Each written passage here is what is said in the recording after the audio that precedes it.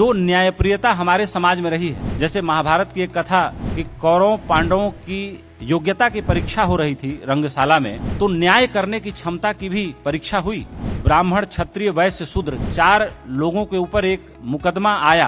पहला मौका दुर्योधन को दिया गया। मुकदमा ये था कि इन्होंने मिलकर एक आदमी की हत्या की है। तो दुर्योधन ने कहा इसमें देखना क्या है, हमारे न्याय दंड के ही विधान से इनको मृत्यु दंड दे दिया जाए। वही मुकदमा युधिष्ठिर के पास ले जाया गया। तो युधिष्ठिर ने कहा कि मेरी समझ से जो शूद्र है उसको सबसे कम दंड मिलना चाहिए। क्यों?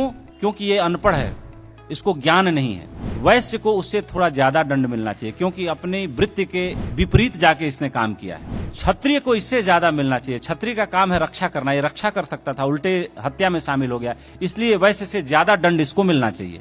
और ब्राह्मण को उन्होंने मृत्यु दंड सुनाया। तो पूछा गया ब्राह्मण को मृत्यु दंड क्यों? बोला कि इन सब में सबसे ज्यादा ज्ञानी ब्राह्मण था, जो सबको समझा के इस मसले को हल कर सकता था जिससे एक आदमी की हत्या नहीं होती। तो इसलिए ब्राह्मण सबसे ज्यादा पाप का भागी है और इसको मैं मृत्यु दंड देना चाहूंगा। हमारी न्याय संहिता में महाभारत की यह घटना बहुत अच्छे से रेखांकित की गई है और इसके आधार पे हजारों फैसले हुए हैं।